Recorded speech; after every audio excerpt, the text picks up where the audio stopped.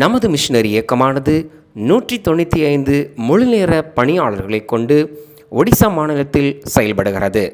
நமது மிஷனரி இயக்கமானது இந்த ஆண்டில் ஒடிசா மாநிலத்தில் 6000 புதிய கிராமங்களுக்கு இயேசுவின் சுவிசேஷத்தை அறிவிக்கவும், ஆலயங்கள் இல்லாத இடங்களில் இந்த ஆண்டு 15 புதிய ஆலயங்களை கட்டவும், 30 புதிய முழுநேர மிஷனரிகளை அனுப்பவும் வேண்டும் என்ற தரிசனத்தோடு செயல்படுகிறது.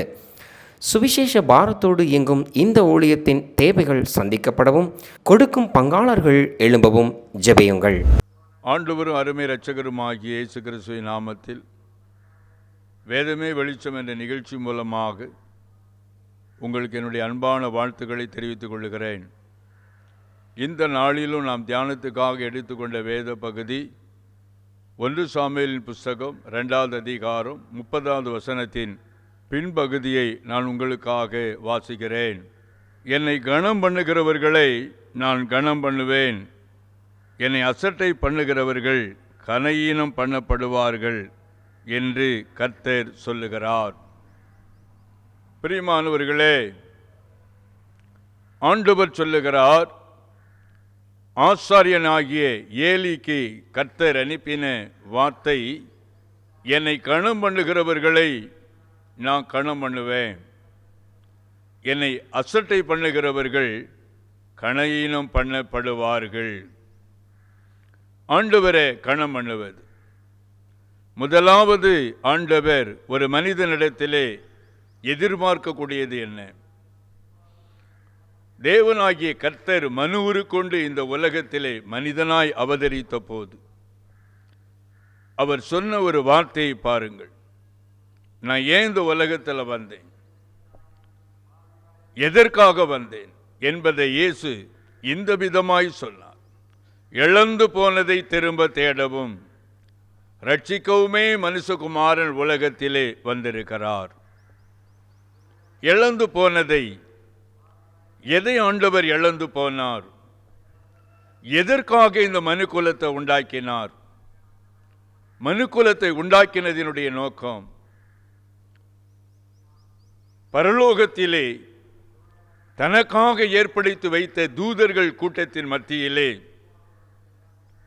லூசிபர் எழும்பி ஒரு கூட்டம் தூதர்களை வஞ்சித்து தேவனுக்கு விரோதமாய் கலகம் பண்ணி சிங்காசனத்தை பிடிக்க தீர்மானித்து ஆராதனை எண்ணப்படுவதற்கு தலைவனாக வேண்டும் என்ற பெருமையின் நிமித்தமாக அவனும் அவனோடு கூட சேர்ந்த ஒரு கூட்டம் தூதர்களும் தள்ளப்பட்ட நாளிலே தூதர்கள் இருந்த இடம் வெற்றிடமாயிற்று. அந்த வெற்றிடத்தை நிரப்பும்படியாகவும், இனிமேல் இப்படிப்பட்ட ஒரு காரியம் பரலோகத்தில் நடக்கக்கூடாது, ஆகவே தேவன் அந்த வெற்றிடத்தை நிரப்ப தூதர்களை உண்டாக்க சித்தங்கொள்ளாமல் தம்முடைய சாயலாகவே மனிதனை உண்டாக்கி தள்ளப்பட்ட விழுந்து போன தூதன் மூலமாக அந்த மனிதனை புடமிட்டு அவனை சோதித்த பின் பரலோகத்திற்கு தகுதியுடையவர்களை அந்த வெற்றிடத்தில் கொண்டு வந்து வைக்க தேவன் சித்தம் கொண்டார். அதனால் தேவன் பூமியிலே இறங்கி வந்தார். பூமியை மனிதன் வாழும்படியாக அவர் அதை சிருஷ்டித்தார். ஒழுங்கின்மையும் வெறுமையுமாயிருந்த பூமியை தேவனாகிய கர்த்தர் மனிதன் வாழத்தக்க விதமாக பூமியை மனிதனுக்காக அவர் உருவாக்கினார். மனிதன் வாழ்வதற்காக, தன்னுடைய சாயலாக சிருஷ்டிக்கப்பட்ட மனிதன் ஆசீர்வாதமாய் இருப்பதற்காக, ஆரோக்கியமாய் இருப்பதற்காக, சமாதானமாய் இருப்பதற்காக, மகிழ்ச்சியோடு இருப்பதற்காக, மனிதனுக்காக ஏதேன் என்னும் அழகான தோட்டத்தை தேவன் ஏற்படுத்தினார். அந்த ஏதேனிலே தேவனாகிய கர்த்தர் மண்ணை எடுத்து மனிதனை உண்டாக்கி அவன் நாசியிலே ஜீவ சுவாசத்தை ஊதி அவனை ஜீவாத்மாவாக மாற்றி அவனுக்கு ஆதாம் என்று பெயர் வைத்தார். பின்பு அவனுடைய விலா எலும்பை ஒன்றை எடுத்து மனுஷியை உண்டாக்கி அவனுக்கு துணையை கொடுத்து ஏவாள் என்று பெயர் வைத்தார். பிரியமானவர்களே, அந்த சிங்கார வனத்திலே ஒரு குறைவில்லாத அந்த ஏதேன் தோட்டத்திலே முதல் குடும்பம் மிகுந்த மகிழ்ச்சியோடு வாழ்ந்து கொண்டிருந்தார்கள். அப்படி இருந்த அந்த நாட்களிலே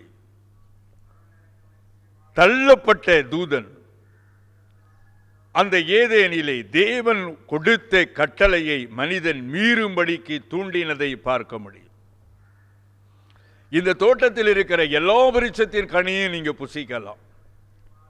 அந்த தோட்டத்தின் நடுவில் இருக்கிற விருட்சத்தின் கனியை மாத்திரம் நீங்கள் புசிக்கல் ஆகாது. அதை புசிக்கும் நாளிலே நீங்கள் சாகவே சாவீர்கள் என்று தேவனாகிய கர்த்தர் முதல் குடும்பத்திற்கு ஒரு கட்டளையை கொடுத்திருந்தார். இந்த முதல் குடும்பத்தை பாருங்கள். முதல் குடும்பத்தை தினந்தோறும் தேவன் சந்திக்கும்படியாக கடந்து வந்தார்.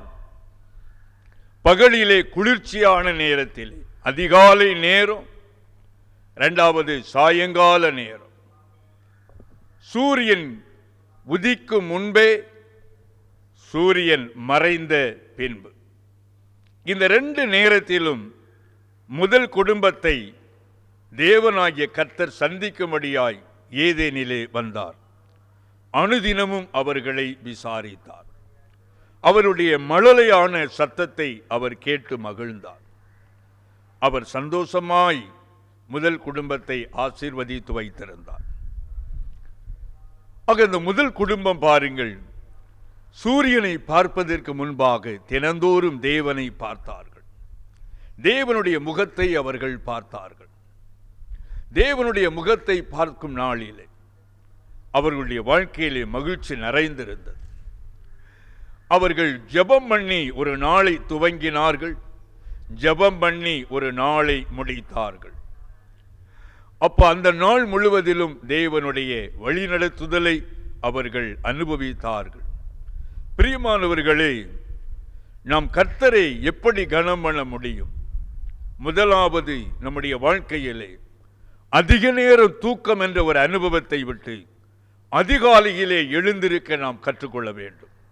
அதிகாலையிலே எழுந்து நாம் ஆயத்தமாகி, படுக்கையிலே அல்ல, நாம் எழுந்து பின்பு ஆயத்தமாகி அதற்கு பிற்பாடு தேவனுடைய சமூகத்திலே காத்திருந்து அவரை நாம் புகழ்ந்து பாடி கனப்படுத்தி அவரிடத்திலே ஒவ்வொரு நாளையும் நாம் அறிக்கை செய்து ஒவ்வொரு நாளின் சவால்களை அவருக்கு முன்பாக நாம் வெளிப்படுத்தி பின்பு நம்பிக்கையோடு கூட அந்த நாளை நாம் துவங்கி கொண்டு போகும்போது அந்த நாள் முழுவதிலும் ஆண்டவர் நமக்கு முன்பாக கடந்து போகிறவராயிருக்கிறார். ஒவ்வொரு நாளுக்கும் ஒரு ஆயத்தம் அவசியமாய் தேவைப்படுகிறது. ஒரு நாள் அதிகாலையிலே எழுந்து ஜெபிக்க வேண்டுமானால் முந்தின இரவு அதற்கான ஒரு ஆயத்த நாளாயிருக்கிறது. முந்தின இரவு படுக்கைக்கு போவது, இரவு அதிக நேரம் கழித்து தூங்குவது, இந்த நிலையை விட்டு நாம் மாறி சரியான நேரத்திற்கு இரவிலே நாம் தூங்கும்படியாக கற்றுக்கொள்ள வேண்டும். இரவிலே படுக்கைக்கு முன்பாக நாம் அலட்சியம் பண்ணாதபடிக்கு முழங்காலில் நின்று ஜெபம் பண்ணி அந்த நாளிலே நம்மிடத்திலே காணப்பட்ட மீறுதல்களை நாம் தேவனுக்கு முன்பாக அறிக்கை பண்ணி இயேசு கிறிஸ்துவின் இரத்தத்தினால் கழுவப்பட்டு அவருடைய பாதுகாப்போடு கூட படுக்கைக்கு போகும்போது அந்த நித்திரை இன்பமாயிருக்கும். அநேகருடைய வாழ்க்கையில பாருங்க, இரவிலே நடு இரவிலே திகிலான சொப்பனங்கள், பயமுறுத்தக்கூடிய காரியங்கள், இல்லை என்றால் வீட்டுக்குள்ளே நடுராத்திரியிலே கொடூரமான வியாதியினுடைய தாக்குதல், அலறி அடித்து கொண்டு எழும்புவார்கள், மருத்துவமனை நோக்கி இரவோடு இரவாக ஓடுவார்கள். இதெல்லாம் ஏன் நடக்குது? தாவீது சொல்லுகிறார், நீர் ஒருவரே எனக்கு சுகமான நித்திரையை தருகிறீர். அப்ப நித்திரையை தரக்கூடியவர் தேவன். அந்த நித்திரையிலே ஒரு இளைப்பாறுதலை கொடுக்கக்கூடியவர் ஆண்டவர். அப்படி ஒரு இளைப்பாறுதல் நமக்கு தேவையானால் அந்த இளைப்பாறுதலை பெற்றுக்கொள்ள ஒரு நாளை நாம் அவருடைய பாதத்தில் முடிக்கும் போது அந்த நாளிலே நம்முடைய மீறுதலை நினைத்து மனசாபப்பட்டு கண்ணீரை சிந்தி ஆண்டவரோடு ஒப்புரவாகி அவருடைய பாதுகாப்போடு கூட நாம் படுக்கைக்கு போகும்போது அந்த இரவை தேவன் ஆளுகை செய்து இனி சம்பவிக்கக்கூடியதை குறித்து தரிசனத்திலே தன்னுடைய பிள்ளைகளுக்கு வெளிப்படுத்தி நம்மை கரம் பிடித்து வேதனையில்லாதபடிக்கு நேர்வழியாய் நடத்தக்கூடியவராயிருக்கிறார். ஆக அதிகாலை ஜெபம் என்பது மிக முக்கியமான ஒரு பகுதி. இரவு ஜெபம் என்பது மிகவும் முக்கியமான ஒரு பங்களிப்பு. ஒவ்வொரு நாளும் இந்த 2 நேரத்தை நாம கர்த்தருக்காக கொடுக்க வேண்டும். ஆதியிலே மனிதனுடைய அன்பை, உறவை, நட்பை இழந்த தேவன் அதை புதுப்பிப்பதற்காகத்தான் அந்த அன்பை மறுபடியும் புதுப்பிக்க அவர் கொடுத்த விலைக்கரையந்தான் சிலுவையிலே கொடூரமான வேதனையின் மத்தியிலே ஒரு சொட்டு இரத்தம் இல்லாமல் நமக்காக சிந்தி கொடுத்து நம்மை அவரோடு கூட ஒப்புரவாக்கினார் என்று வேதம் சொல்லுகிறது. மனுக்குலம் தேவனை விட்டு பாவம் செய்து விலகி போன நாளிலே ஒரு மரத்தின் கனியை இச்சித்து பறித்து புசித்து அதனால் அவர்கள் பாவம் செய்து வளமான ஏதேன் தோட்டத்தை விட்டு துரத்தி அடிக்கப்பட்டு தேவனால் உண்டான சாப தண்டனைக்கு அவர்கள் காரணமாகி நெற்றி வியர்வை நிலத்திலே சிந்தி பயிர் வகைகளை புசிக்கும்படிக்கு வியர்வை சிந்தி உழைக்க ஒரு மனிதனை தேவன் அங்கே ஒப்பு கொடுக்கிறார். பூமியானது உனக்கு முள்ளையும் குறுக்கையும் பிறப்பிக்கும்.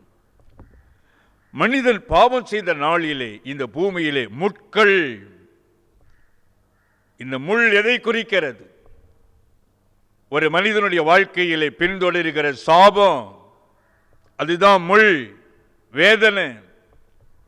சில மனிதனுடைய வாழ்க்கையில பாருங்க, சில மனிதர்கள் முட்களாகவே இருப்பார்கள்.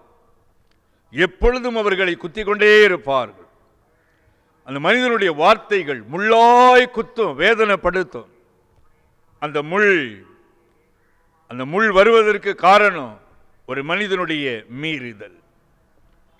இந்த ஆண்டவர் நமக்கு சொல்லக்கூடிய ஆலோசனை என்ன?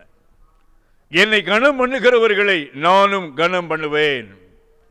நீங்க அதிகாலையில் எழுந்து ஆண்டவரை கனம் பண்ணும்போது ஆண்டவரும் இந்த பூமியிலே உங்களை கனம் பண்ணுகிற விதமாய் உயர்ந்த இடத்திலே உங்களை வைக்கக்கூடியவர். நீ அதிகாலையிலே எழுந்து நேரப்பட வேலையிலே தரித்து வருத்தத்தின் அப்பத்தை புசிப்பது விருதா. அவரே தமக்கு பிரியமானவனுக்கு சுகமான நித்திரையை தருகிறார். அதன் அர்த்தம் என்ன? சுகமான நித்திரை என்றால் இளைப்பாறுதலான ஒரு வாழ்க்கை, சமாதானமான ஒரு வாழ்க்கையை கர்த்தர் அந்த மனிதனுக்கு கொடுக்கக்கூடியவராயிருக்கிறார். பிரியமானவர்களே, நான் ரட்சிக்கப்பட்ட ஆரம்ப காலம் ஒரு நாள் என்னுடைய தெருவில் இருக்கக்கூடிய ஒரு வயதான ஆவிக்குரிய தகப்பனார், நான் ரட்சிக்கப்பட்டிருக்கிறேன், வேதாம கல்லூரியில் படித்து கொண்டிருக்கிறேன் என்ற செய்தியை கேட்ட உடனே என்னை பார்க்கும்படிக்கு அவராகவே என் வீட்டிற்கு வந்தார். அவர் வந்து தன்னை குறித்து என்னிடத்திலே அறிமுகப்படுத்தி அவர் வாழ்க்கையில் அவர் ரட்சிக்கப்பட்ட கிட்டத்தட்ட 40 வருஷத்துக்கு மேலே இயேசுவோடு வாழ்ந்த அனுபவத்தை, தரித்திரத்திலிருந்து தேவன் அவரை ஆசீர்வதித்த விதத்தை அவர் எனக்கு சாட்சியாக அறிவித்தார். அதில் சுருக்கமாக சொல்லப்போனால் அவருக்கு ஆண் பிள்ளை கிடையாது, 3 பெண் பிள்ளைகள், எல்லோருமே திருமண வயதை அடைந்த பெண் பிள்ளைகள். சமுதாயமே நிந்திக்கிறது. அவருடைய பெயரை சொல்லி அவன் 3 பிள்ளைகளையும் திருமணம் செய்து கொடுக்க வழி இல்லாமல் 3 பிள்ளையும் ஒன்று போல வீட்டுக்குள்ள வைத்து கொண்டிருக்கிறான் என்று பரிகசிக்கக்கூடிய அவல நிலை. உறவினர்கள் இன்னொரு பக்கம் பரியாசம் பண்ணக்கூடிய சூழ்நிலை. அந்த நேரத்தில் தான் நம்முடைய நாட்டின் அருகில் இருக்கிற இலங்கையில் போய் வியாபாரம் செய்யும்படியாக அவரிடத்திலிருந்து ஒரு சின்ன நிலத்தை விற்பனை செய்து அதனுடைய பணத்தை எடுத்துக்கொண்டு அவருக்கு தெரிந்த துணி வியாபாரத்தை செய்யும்படியாக அவர் அந்த தேசத்துக்கு கடந்து போனார். அங்கு ஒரு மனிதனுடைய உதவியோடு கூட சென்று கொஞ்சம் துணிகளை வாங்கி அவர் பிளாட்பாரத்தில் விரிப்பை விரித்து அதில் அந்த துணிகளை அடிக்க வைத்து அதில் முழங்கால் படியிட்டு அவர் ஜெபம் பண்ணினார். அநேக மக்கள் போக்குவரத்துமாக இருக்கக்கூடிய ஒரு இடம். ஆனா இந்த தேவனை கனம் பண்ண அவர் வெட்கப்படல. அந்த இடத்துல அவர் முழங்கால நின்று ஆண்டவரை நோக்கி பார்த்து அவர் ஜெபம் பண்ணினார். ஆண்டவரே, இந்த தொழிலை நீர் கொடுத்ததுக்காக ஸ்தோத்திரம். இந்த சின்ன தொழிலுக்கு நீர் எஜமானாயிரும், நான் உம்முடைய வேலைக்காரனாயிருப்பேன். இந்த தொழிலில் வரக்கூடிய லாபத்தில் சரி பகுதியாக பிரித்து அதை நான் உமக்கு கொடுத்து விடுவேன் என்று சொல்லி ஒரு பொருத்தனை செய்து அந்த வியாபாரத்தை தொடங்கினார். என்ன ஆச்சரியம் பாருங்கள், ஒரு துணி கூட இல்லாமல் பிளாட்பாரத்தில் அந்த துணி விற்பனையானது. அப்படி தினந்தோறும் அவர் துணிகளை வாங்குவது, அடுக்கி வைப்பது, விற்பனை செய்வது, இப்படியே ஒரு நாட்கள் போகுது. அதில் வர்ற லாபத்தை ஒரு பகுதி எடுத்து தனியாக ஆண்டவருக்கென்று வைக்கிறார். ஆண்டவர் சொல்லுகிற ஊழியங்களுக்கென்று அதை கொடுக்கிறார்.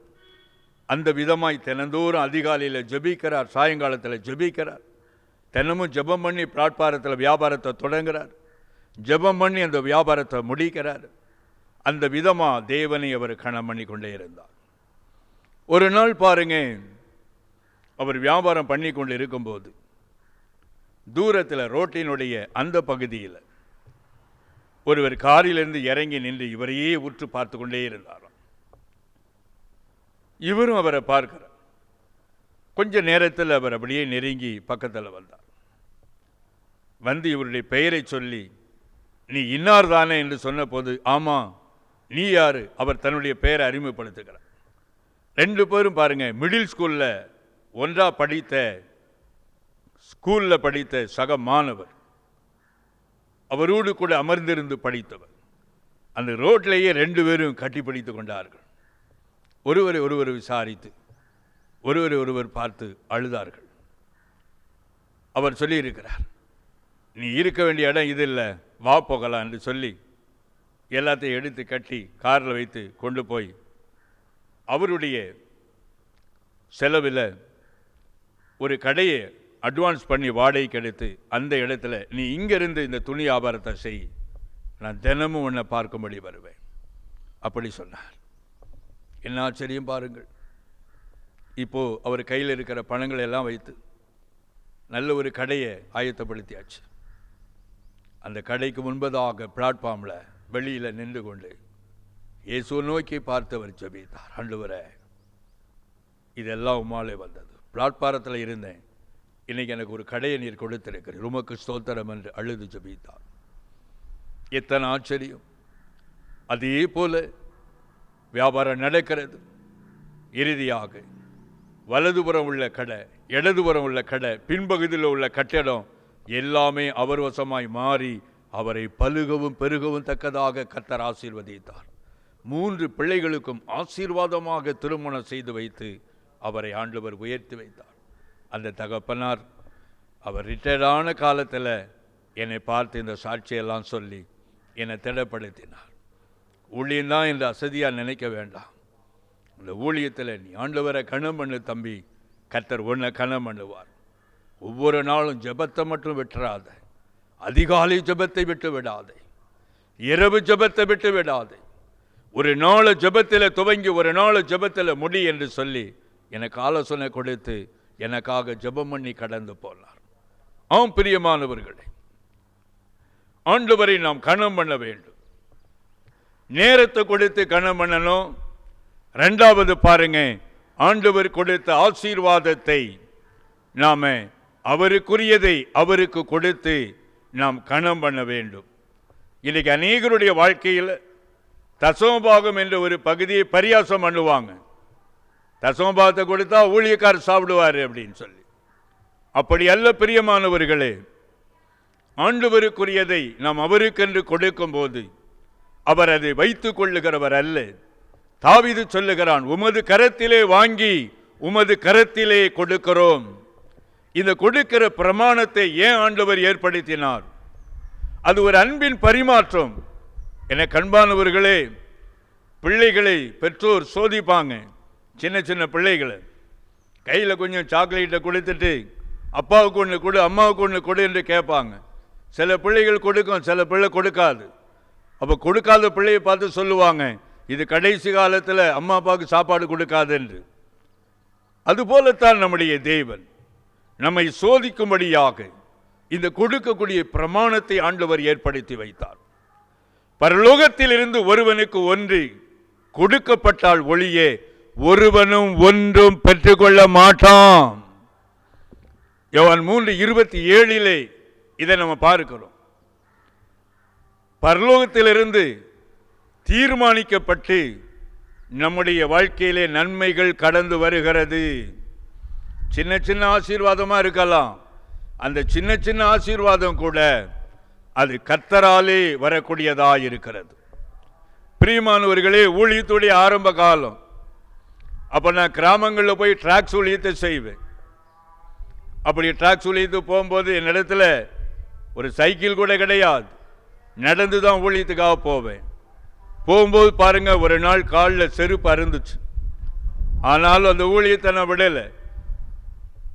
அந்த ஊழியத்திற்காக செருப்பு போடாமல் நடந்து பழக்கல்லாதன்னா செருப்பு போடாமலே அநேக கிலோமீட்டர் நடந்து போய் கிராமங்களில் ஊழியம் செய்து பின்பு திரும்பி நடந்து வந்து வீடு வந்து சேரும்போது இரவில் 12 மணி இருக்கும். காலெல்லாம் அப்படியே கீழெல்லாம் அப்படியே சிதைந்து அப்படியே புண்ணாகி பயங்கரமான வலி. காலில் எண்ணெய் போட்டு தான் படுத்திருக்கிறேன். அந்த நாட்களில் ஒரு சாதாரணமாக ஒரு செருப்பு வாங்கணுன்னா ஒரு 50 ரூபா இருந்தால் ஒரு செருப்பு வாங்கிடலாம். ஒரு ஜோடி செருப்பு வாங்க 50 ரூபா தேவை. அன்றைக்கி அந்த 50 ரூபாய் இல்லாத ஒரு ஊழியக்காரன்.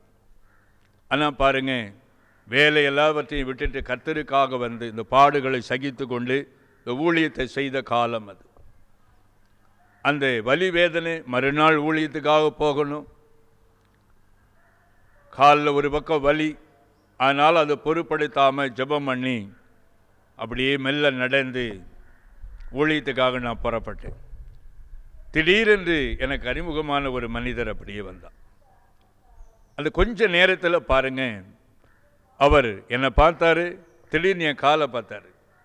என்ன காலில் செருப்பு இல்லை அப்படின்னார். அருந்து போச்சு பிரதர். உடனே வண்டியில் ஏறி உட்கார சொன்னார். நேர ஒரு செப்பல் கடைக்கு கொண்டு போனார். செப்பலை வாங்கி கொடுத்தார். எனக்கு அவ்வளோ ஒரு பெரிய சந்தோஷம்.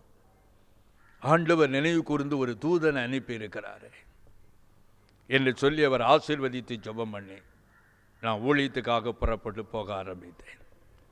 பிரியமானவர்களே, இன்று பாருங்க, அந்த ஊழியத்தில் ஆண்டவர் எனக்கு கொடுத்த பொறுப்பை நான் கனம் பண்ணி வலியோ வேதனையோ ஆண்டவர் கொடுத்த ஊழியத்தை நான் விட்டுவிடக்கூடாது என்று தொடர்ந்து செய்ய துவங்கின அந்த உற்சாகம் இன்று வரைக்கும் என் வாழ்க்கையில் காணப்படுது. இன்றைக்கு ஒரு பெரிய சாபனத்தை நடத்தும்படியாக இன்றைக்கு பாருங்க, 200க்கும் மேற்பட்ட என்னுடைய ஊழியக்காரர்கள் ஊழியக்காரிகளுக்கு இன்றைக்கு அவர்களுக்கென்று மாதந்தோறும் ஒரு காணிக்கை கொடுக்கும்படியாக கர்த்தர் இந்த கனமான ஊழியத்தில் என்னை தூக்கி வைத்திருக்கிறார். என்னுடைய ஒவ்வொரு அசைவுகளையும் பார்த்த ஆண்டவர் என்னை இன்றைக்கு ஆசீர்வதித்து என்னை இன்றைக்கு அநேகருக்கு ஆசீர்வாதமாக வைத்திருக்கிறார். ஆம் பிரியமானவர்களே, என்னை கனம் பண்ணுகிறவர்களை நான் கனம் பண்ணுவேன். என்னை அசட்டை பண்ணுகிறவர்கள் கனவீனம் பண்ணப்படுவார்கள்.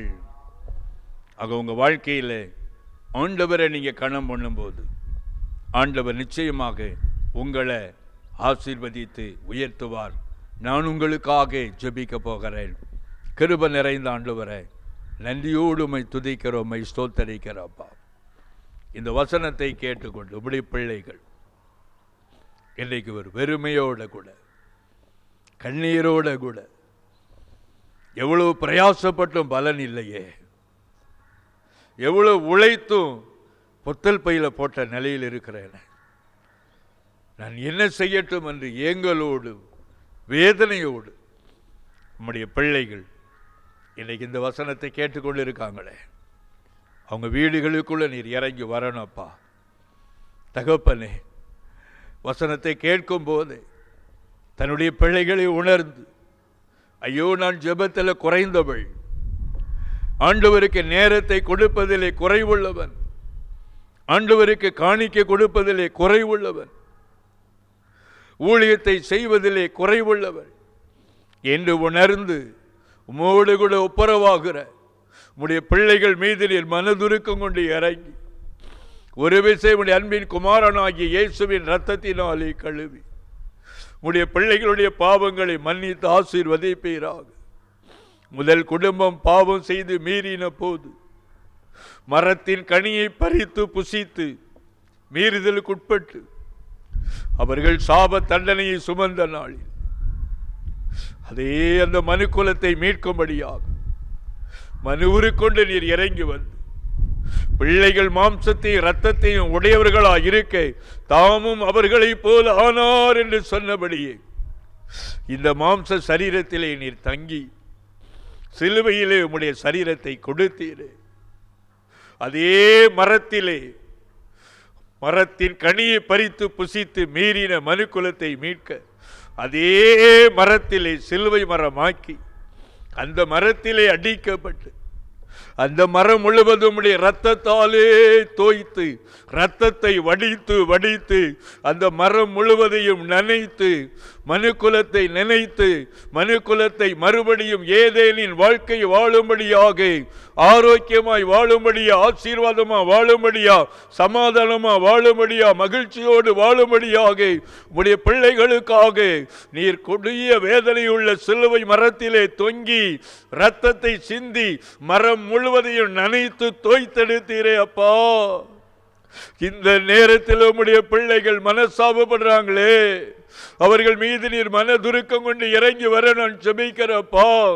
உம்முடைய பிள்ளைகளுடைய சரீரத்தில் உம்முடைய வல்லமை இறங்குவதாக. எல்லா வியாதியின் கட்டுகள் அருந்து விழட்டும். இயேசுவின் நாமத்தில் வேதனை படுத்துகிற வியாதியின் கிரியைகள் இப்பொழுதே நீங்கி போகும்படியாக அற்புத சுகமளிக்கும் வல்லமை சரீரத்திலே இறங்கட்டும்.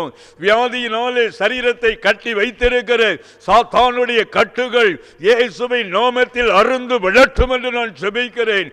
இயேசுவின் நாமத்தில் வல்லமை இறங்குவது இயேசுவின் நாமத்தில் கட்டுகள் அருந்து விழட்டும் என்று நான் ஜெபிக்கிறேன்.